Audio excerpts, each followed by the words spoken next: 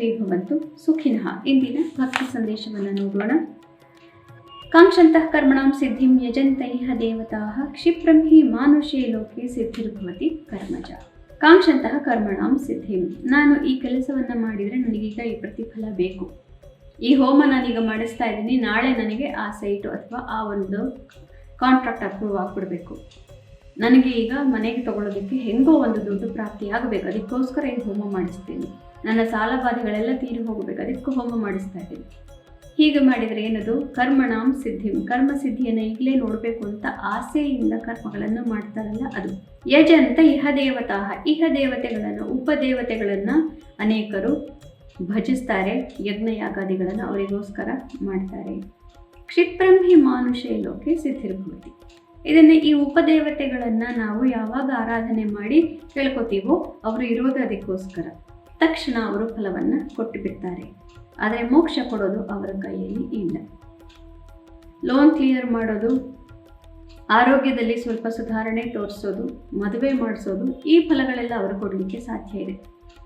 ಆದರೆ ಸಂಪೂರ್ಣವಾದಂತಹ ಕರ್ಮ ಕಳೆದು ಮೋಕ್ಷವನ್ನು ಕೊಡುವಂಥದ್ದು ಯಾರ ಕೈಯಲ್ಲೂ ಇಲ್ಲ, ಭಗವಂತನ ಕೈಯಲ್ಲಿ ಮಾತ್ರ ಇರೋದು. ಆದ್ದರಿಂದ ಅದನ್ನು ಸೂಕ್ಷ್ಮವಾಗಿ ಇಲ್ಲಿ ಭಗವಂತ ಹೇಳ್ತಾ ಇದ್ದಾನೆ, ಅಷ್ಟು ಮಾತ್ರ ಅವರ ಕೈಯಲ್ಲಿ ಸಾಧ್ಯ. ಇಂದು ಶ್ರೀ ವಿಶ್ವಾವಸು ನಾಮ ಸಂವತ್ಸರ ದಕ್ಷಿಣಾಯನ ಹೇಮಂತ ಋತವು ಪೌಷ ಮಾಸೆ ಶುಕ್ಲ ಪಕ್ಷಿ. ಇಂದು 30ನೇ ತಾರೀಕು ಮಂಗಳವಾರ, ಏಕಾದಶಿ ತಿಥಿ, ಭರಣಿ ನಕ್ಷತ್ರ. ಇಂದು ಎಲ್ಲರಿಗೂ ಏಕಾದಶಿ, ವೈಕುಂಠ ಏಕಾದಶಿ, ಬಹಳ ಪುಣ್ಯಕರವಾದಂತಹ ದಿವಸ. ಆದ್ದರಿಂದ ಇಂದು ನಾವೆಲ್ಲರೂ ನಿರ್ಜಲ ಉಪವಾಸವನ್ನು ಮಾಡೋದಕ್ಕೆ ಪ್ರಯತ್ನ ಪಡಬೇಕು. ಅನೇಕ ದೇವಸ್ಥಾನಗಳಲ್ಲಿ ಪ್ರಸಾದ ಅಂತ ಕೊಟ್ಟು ಬಿಡ್ತಾರೆ. ಏಕಾದಶಿ ದಿವಸ ಭಗವಂತನಿಗೆ ನೈವೇದ್ಯ ಮಾಡೋ ಹಾಗೆ ಇಲ್ಲ, ಪ್ರಸಾದ ಎಲ್ಲಿಂದ ಬಂತು? ಆದ್ದರಿಂದ ಈ ಪ್ರಸಾದವನ್ನು ಇಟ್ಕೊಂಡು ನೀವು ಏಕಾದಶಿ ದಿನ ತೀರ್ಥವನ್ನು ಮಾತ್ರ ತಗೊಂಡು ದ್ವಾದಶಿ ದಿನ ಆ ಪ್ರಸಾದವನ್ನು ತಿನ್ನಬೇಕು. ಏಕಾದಶಿ ದಿನ ಆದಷ್ಟು ನಿರ್ಜಲ ಉಪವಾಸವನ್ನು ಮಾಡಬೇಕು, ಅದು ಸಾಧ್ಯ. ನಿರ್ಜಲ ಉಪವಾಸ ಆಗದೆ ಹೋದರೆ ಹಣ್ಣು ಹಂಪಲು ಇತ್ಯಾದಿಗಳನ್ನು ತಗೋಬಹುದು, ಏನಿಲ್ಲ ಅಂತ ಇಲ್ಲ. ಮತ್ತು ಏಕಾದಶಿ ದಿನ ಭಗವಂತನಿಗೆ ನೀರನ್ನು ಮಾತ್ರ ನೈವೇದ್ಯ ಮಾಡೋದು. ಹಾಲನ್ನು ಕೆಲವರು ನೈವೇದ್ಯ ಮಾಡಿ ನೀವು ಹಾಲು ತಗೋಬೋದು, ಅಥವಾ ದಶಮಿ ದಿನ ಹಾಲು ನೈವೇದ್ಯ ಮಾಡಿ ಇಟ್ಟುಬಿಟ್ಟು ಅದನ್ನು ಏಕಾದಶಿ ದಿನ ನೀವು ನಮ್ಮ ಕೈಲಿ ಆಗೋದಿಲ್ಲ ಅಂತ ತಗೋಬಹುದು. ಏಕಾದಶಿ ದಿನ ತೀರ್ಥ ತಗೊಳ್ಳೋದು ಮರಿಬಾರ್ದು, ಬೆಳಗ್ಗೆ ಮತ್ತು ರಾತ್ರಿ. ದಶಮಿ ಊಟಕ್ಕೆ, ದ್ವಾದಶಿ ಪಾರಣೆಗೆ ಮುಂಚೆ ತೀರ್ಥವನ್ನು ತಗೊಳ್ಳೇಬೇಕು, ಆವಾಗ ಏಕಾದಶಿಯ ಫಲ ಬರುವುದು ಆವಾಗ ಮಾತ್ರ. ಆದ್ದರಿಂದ ತೀರ್ಥಗಳನ್ನು ತಗೋಬಹುದು. ಆದಷ್ಟು ಬೇಯಿಸಿ ಉಪ್ಪು ಹಾಕಿ ತಿಂದಿದ್ದನ್ನು ಕಡಿಮೆ ಮಾಡಬೇಕು. ಸ್ವೀಟ್ ಇತ್ಯಾದಿಗಳನ್ನು ತಗೋಬಹುದು, ಇಲ್ಲ ಅಂತಿಲ್ಲ. ಪ್ರಸಾದವನ್ನು ದ್ವಾದಶಿ ತಿನ್ನೋದು ಒಳ್ಳೆಯದು. ಇಂದಿನ ಭವಿಷ್ಯವನ್ನು ನೋಡೋಣ. ಇಂದು ಭರಣಿ ನಕ್ಷತ್ರ. ಭರಣಿ ನಕ್ಷತ್ರದ ಅಧಿಪತಿ ಶುಕ್ರ. ಹೀಗಾಗಿ ಇವತ್ತು ಎಲ್ಲರಿಗೂ ಸ್ವಲ್ಪ ಫ್ರೆಂಡ್ಲಿನೆಸ್ ಜಾಸ್ತಿ ಇರುತ್ತೆ. ಬೇರೆಯವರ ಜೊತೆಗೆ ತುಂಬ ಚೆನ್ನಾಗಿ ಮಾತಾಡಬೇಕು, ಇವರನ್ನು ನಾವಿವತ್ತು ಗೆದ್ದು ಬಿಡ್ತೀವಿ ಅನ್ನುವಂತಹ ಒಂದು ಮನೋಭಾವನೆ ಇರುತ್ತೆ, ಅದು ಒಳ್ಳೆಯದೇ. ಮೇಷರಾಶಿಯವರಿಗೆ ಉತ್ತಮವಾದಂತಹ ದಿವಸ. ನಿಮ್ಮ ಸಾಮಾಜಿಕ ಚಟುವಟಿಕೆಗಳಲ್ಲಿ ಇವತ್ತು ನೀವು ಗೆಲುವನ್ನು ಕಾಣ್ತೀರಿ.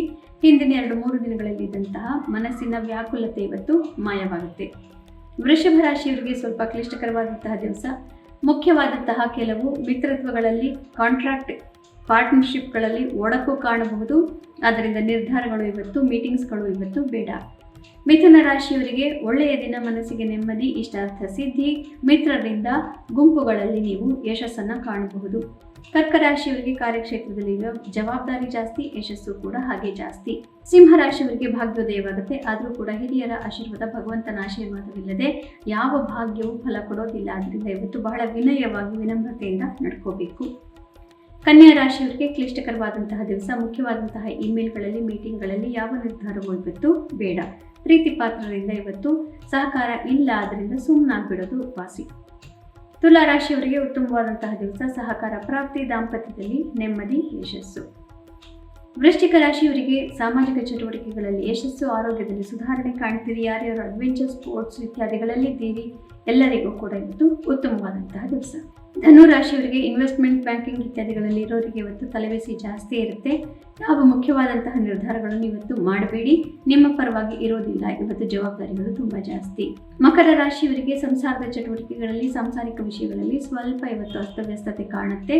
ಮನಸ್ಸಿಗೆ ಅಷ್ಟೊಂದು ನೆಮ್ಮದಿ ಇರೋದಿಲ್ಲ. ತಾಯಿಯ ಆರೋಗ್ಯದ ಬಗ್ಗೆ ಗಮನವನ್ನು ಕೊಡಬೇಕು. ಕುಂಭರಾಶಿಯವರಿಗೆ ಅತ್ಯುತ್ತಮವಾದಂತಹ ದಿವಸ. ಆತ್ಮವಿಶ್ವಾಸ ತುಂಬ ಚೆನ್ನಾಗಿದೆ. ಬಂಧು ಬಾಂಧವರಿಂದ ಎಲ್ಲ ರೀತಿಯ ಸಹಕಾರಗಳು ಪ್ರಾಪ್ತಿ. ಮೀನರಾಶಿಯವರಿಗೆ ಸಂಸಾರದಲ್ಲಿ ನೆಮ್ಮದಿ, ಸಾಂಸಾರಿಕ ಚಟುವಟಿಕೆಗಳಲ್ಲಿ ಇವತ್ತು ನೀವು ಹೆಚ್ಚಿನ ಹುರುಪನ್ನು ನೋಡಬಹುದು ಮತ್ತು ನಿಮ್ಮ ಮನೆಯವರ ಕುಟುಂಬದವರ ಆರ್ಥಿಕ ಸುಭದ್ರತೆಗೆ ನೀವು ಅನೇಕ ರೀತಿಯ ಕೆಲಸಗಳನ್ನು ಮಾಡಬಹುದು. ಪುನಃ ನಾಳೆ ಭೇಟಿಯಾಗೋಣ. ಅಲ್ಲಿವರೆಗೆ ನಿಮಗೆ ತಿಳಿದೇ ಇದೆ ಗೀತಾ ಶ್ಲೋಕಗಳ ಶ್ರವಣ, ಮನನ, ಪಠಣ, ಲೇಖನ ಎಲ್ಲರನ್ನೂ ಮಾಡಿ. ಶುಭಮಸ್ತು. ಶ್ರೀಕೃಷ್ಣ ವಿಜಯ.